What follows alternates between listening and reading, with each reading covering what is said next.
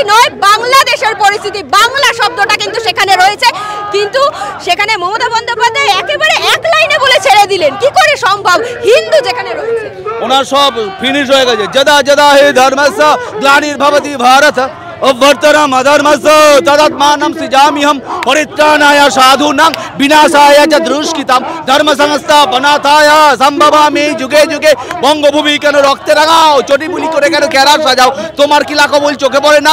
তোমায় তো এনেছিল এই জনতা, টাকাগুলো সব যে খাটের তলায়, জানো না কোথায় কি রাখতে হয়। শাসকের আসনে বসেই খালাস, জানা নেই কেমনে রাজ্য চালায়। ঘুষখোর মন্ত্রীদের রাজ্য চালায়, মাতলা মদনাতে ফোয়ারা ওড়ায়, বাটি হাতে জনতা ভিক্ষা করায়, মাঝরাতে ক্যারেরা ব্যালট সরায়, চাকরির আওয়াজ তোলে ওয়েটেড, ডিম্বাদ বাঙালি ভরে তার পেট। মন্ত্রীরা মালা পরে সরান দাঁড়ায়, তালামারা জেলে আজ বসে ক্যাবিনেট। যদা যদা হি ধর্মস্য চলছে এইভাবে, এইভাবেই চলবে। অ্যাকচুয়ালি পশ্চিমবঙ্গের রাজনীতি এইভাবেই চলবে। আর ইউনিট সরকার ওখানে যা করছে তার খেসারত এখানে দিতে হবে মমতা ব্যানার্জিকে।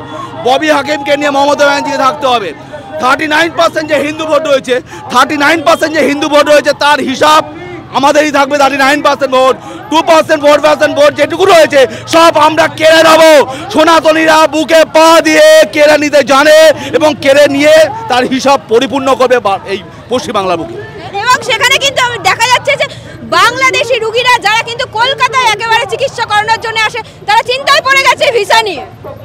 এখানে ওরা চিকিৎসা করাতে হবে না, ইউনিসকে বলেও কীভাবে চিকিৎসা করাবে। মোহাম্মদ ইউনিস জানে ওদের চিকিৎসা কী হয়। মোহাম্মদ ইউনিস তো ডক্টর, একটা ওদের নিজেকে ডক্টরও বলে মাঝে মাঝে।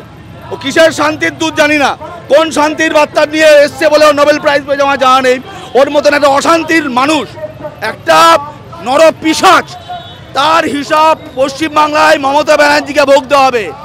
সাথে সাথ দিয়ে চলার জন্য তার হিসাব মমতা ব্যানার্জিকে ভুগতে হবে। ওয়েট করুক সামনে কি হতে চলেছে। এই মমতা জানুক জনতা নির্বাক কেন উত্তর চাই। এই মমতা জানুক জনতা নির্বাক কেন উত্তর চাই। তুমি রক্ষক তুমি ভক্ষক, পালানোর আগে হিসেব চাই। তাকে পালাতে হবে আর পালানোর আগে হিসেব দিয়ে যেতে হবে। তাই বারবার বলি, এই মমতা জানুক জনতা নির্বাক কেন উত্তর চাই। তুমি রক্ষক তুমি ভক্ষক, পালানোর আগে হিসেব চাই। জাতের নামে বজ্জাত তুমি, তোমার মুখে দাঙ্গার ডাক। আমার ক্ষমতায় তুমি মমতা, পালানোর আগে বিচার চাই। শেখ শাহজাহান মুর্দাবাদ, শেখ শাহজাহান মুর্দাবাদ, মোহাম্মদ ইউনিস মুর্দাবাদ। শেখ শাহজাহান মুর্দাবাদ, আর্তনাদে হিন্দু জাত, রক্ত মাংসে প্রাণগুলো আজ মরার আগে হিসেব চাই। এই মমতা জানুক জনতা নির্বাক কেন উত্তর চাই। তুমি রক্ষক তুমি ভক্ষক, পালানোর আগে হিসেব চাই। পালাতে হবে এবং পালানোর আগে হিসেব দিয়ে যেতে হবে মমতা ব্যানার্জিকে। আমরা আরজি করার সময় যে স্লোগান শুনেছিলাম যে বিনীত গোয়েলের গালে গালে জুতো মারো তালে তালে, আজকে আবার সেই স্লোগান আমরা হিন্দুদের ওপর যখন বাংলাদেশে অত্যাচার হচ্ছে আবার সেই স্লোগান শুনলাম। এবার জুতো মারা নিদান দিচ্ছে একেবারে ইউনুসের গালে। হ্যাঁ, কারণ প্রত্যেকটি মানুষ জানবেন জন্মে হিন্দু হয়, অন্য ধর্মগুলো ওকে অ্যাডাপ্ট করে গ্রহণ করতে হয়।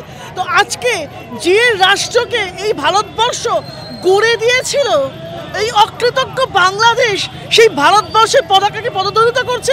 আমি বলবো ইন্টারন্যাশনাল কোর্ট এদের বিরুদ্ধে মামলা করা হোক এবং সারা পৃথিবী থেকে এই রাষ্ট্রটাকে যেন মুছে দেওয়া হয়, তার বন্দোবস্ত করার চেষ্টা আজকের শক্তিশালী ভারতবর্ষ থেকে আমরা সুনিশ্চিত করছি এই আন্দোলনের মাধ্যমে। শুধু এও বলছি, দাঁড়িয়ে দাঁড়িয়ে দেখলে হবে, এবার পথে নামতে হবে। আমরা এই স্লোগানও তুলেছি।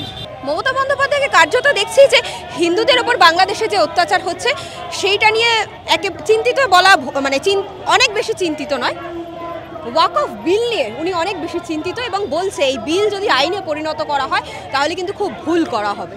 উনি যখনই ওনার দুধ দেওয়া গরুদেরকে নিয়ে কোনো সমস্যায় পড়ে, যেমন এনআরসির ক্ষেত্রে ওদেরকে ভুল বুঝিয়ে ভোট করেন, উনি বলেন দুর্নীতি ভোটের কোনো ইস্যু নন। উনি আজকে ওয়াকফ নিয়ে বলছেন।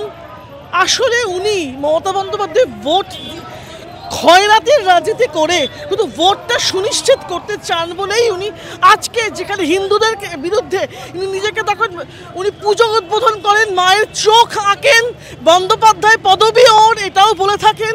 অথচ আজকে হিন্দুদের জন্য, একটি হিন্দু মেয়ের জন্য যে সন্দেশকারী হিন্দু মেয়েটিকে উনি বলেছিলেন যে ভোটের পরে আমি দেখা করতে যাব, যাকে ওর দলে শাহজাহানরা ডেকে পাঠাতো, সেখানে উনি আজও যেয়ে উঠতে পারেননি। এই হচ্ছে মমতা বন্দ্যোপাধ্যায় মমতাজ বেগম। এই মমতাজ বেগমের বিরুদ্ধে বারবার পথে নামতে হবে, ওর দুর্নীতির বিরুদ্ধে, ওর খয়রাতির বিরুদ্ধে। ওর থেকে টাকা নিতে হবে, টাকাটা ওর বাপের নয়, টাকাটা ওর থেকে নেবেন, ভোটটা ওকে দেবেন না। আমি আপনাদের মাধ্যমে আপামর বাঙালিকে আবেদন করে গেলাম।